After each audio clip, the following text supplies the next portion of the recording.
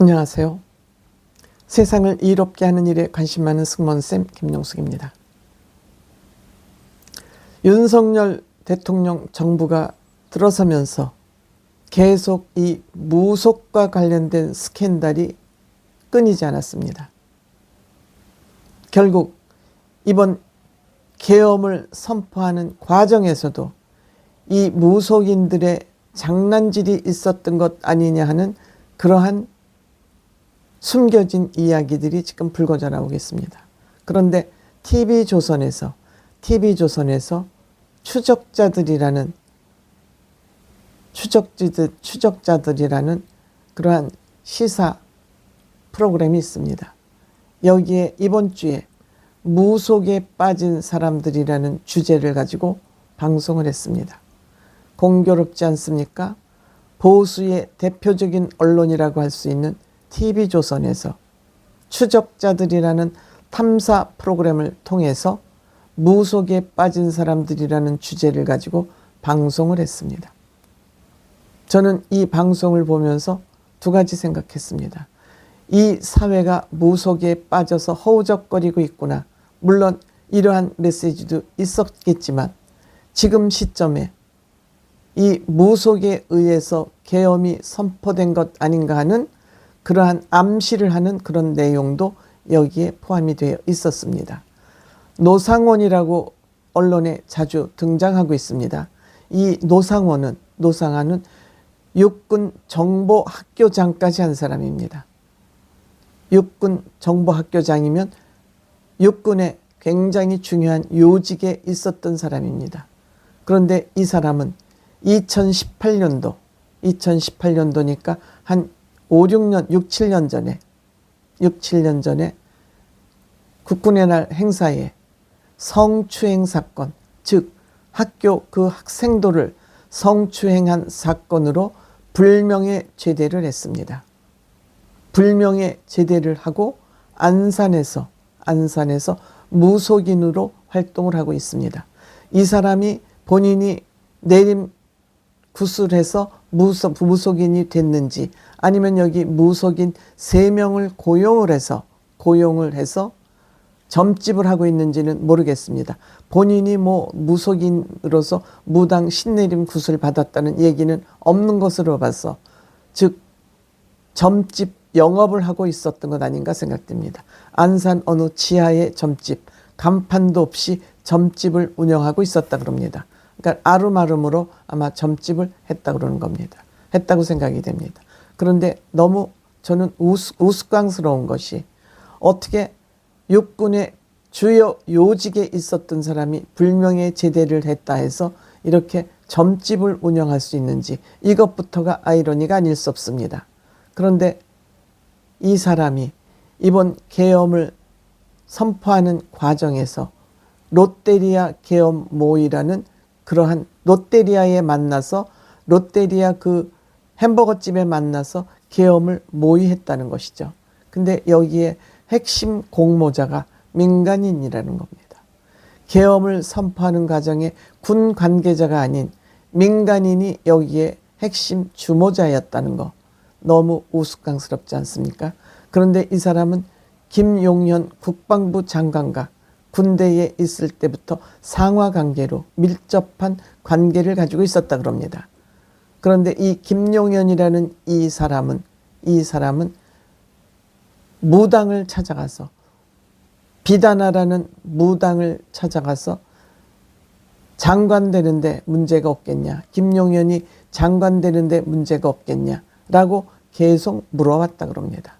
그래서 국회 청문회에 이 무당이 등장해서 증언을 하는 해프닝까지 결국 벌어진 것입니다. 이것은 김건희 여사, 특히 윤석열 대통령은 모르겠습니다만 김건희 여사가 얼마나 무속에 깊이 빠져 있는지 여기저기에서 그런 문제는 지금 드러나 있었습니다. 결국 이번 계엄도 이 무속인의 장난이 아니었나 이런 생각을 하게 된다는 암시를 하고 있습니다. 추적자들에서 이 무속인들이 지금 이 사회에 얼마나 위험한 인물인가 또한 여기에서 조명하고 있습니다. 무당은 신내림 굿을 받아야 됩니다. 즉 그것을 신엄마라 그럽니다. 신아버지라 그러고. 그런데 이 무속인들이 신내림을 받으면 그 신어머니의 뭐라 그럴까? 하인, 노예처럼 살아야 된다 그럽니다. 신어머니는 이들에게는 하느님 같은 존재라 그럽니다. 그래서 굿을 해도 이 새끼 무당들이 굿을 하고 나면 그 굿한 돈을 이 신어머니한테 갖다 바쳐야 되는 그런 구조, 다단계처럼 이 신내림 굿을 통해서 이 어머니 무당이 군림하고 있다 그럽니다.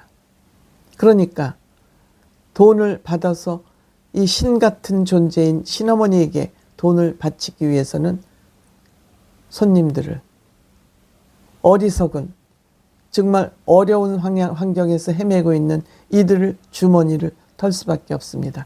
그 주머니를 터는 도구가 바로 굿입니다. 이 굿을 하게 하는 방법으로는 애가 위험하다, 애가 죽는다, 중병에 걸린다, 시험에 떨어진다, 굿을 하지 않으면 위험하다라고 이들을 협박하는 것입니다.